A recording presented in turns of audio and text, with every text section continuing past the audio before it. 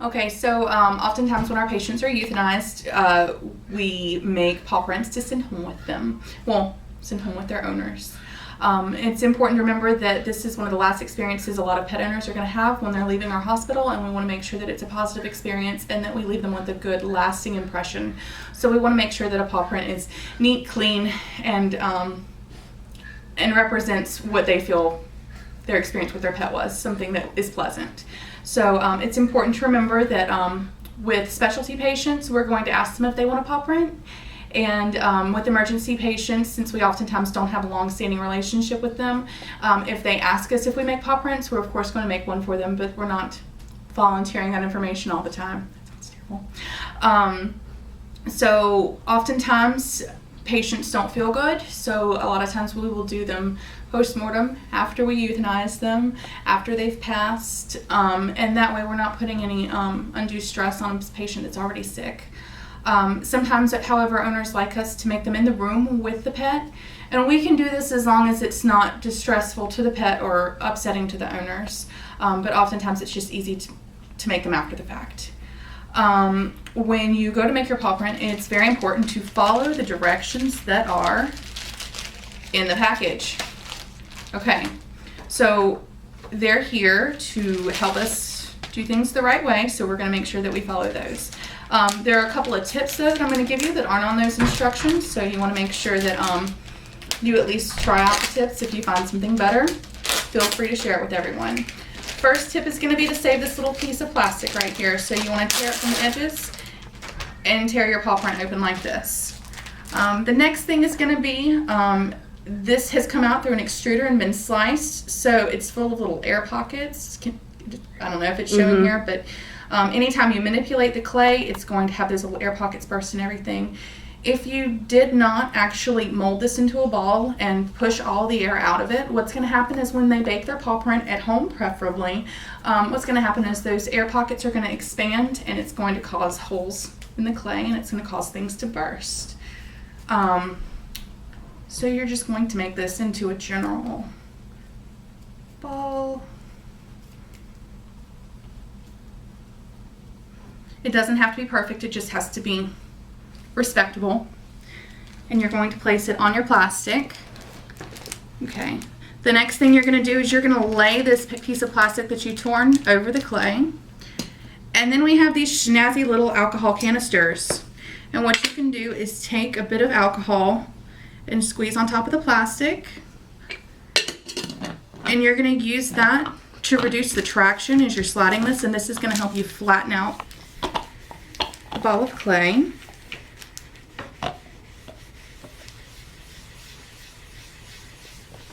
You want this to be about 3/4 of an inch thick, I believe, or excuse me, 3/8 of an inch, so a little less than 3/4. Okay, so once you have flattened it out, it's not all the way done. You have to go in and you have to make sure that you've smoothed out all those rough edges that are going to happen. You can even flip it, smooth it out, and then you're just going to once more make sure you've got it about 3/8 of an inch thick. Pretty much a circle. It doesn't have to be perfect, but it shouldn't have any large lumps. It shouldn't have any cracks around the edges, because all of those are just things that are going to, I don't want to say decrease the integrity of the paw print, but it'll make it break a lot more easily.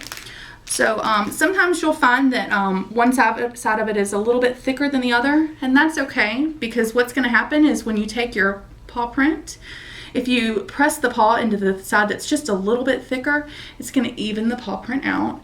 And we have a chocolate drop to practice with. Hi, chocolate drop. Oh my goodness. So the fun part of this is we're awake. Yes, we are, and we give great kisses. Okay, so you want to start by pressing the, well, let's back up a bit. If we were a deceased puppy, what we would want to do is shave the inside of the foot. She doesn't have any hair, so of course if they don't have a lot of hair, you don't have to do that. But if they're very thick and furry, you want to make sure you shave inside the pad in between everything. And then you want to take some Chlorhex scrub or some alcohol, and you want to make sure you get all that hair out, any dirt or caked goods that are in there on out. And then you want to, your feet are very clean, yes, they're perfect. So you want to start by pressing the very back, the largest part of the pad into the back. So you're going to press that down first. Then you're going to individually, while holding that still, press each of the toes down into the clay and make sure that you get a good deep impression. You did so great. And then you want to make sure that you smooth everything out. And actually I have a little air bubble that I'm going to have to work out because it's not perfect. But it's better to find it now than to find it later. And we can just put a little tiny bit of alcohol on the clay, and it makes it easier to smooth it out. You don't want to put a lot, just a dab so your finger runs smoothly across the clay. And then you can of course lay this back over your piece of plastic that you've saved, and you can smooth any imperfections out.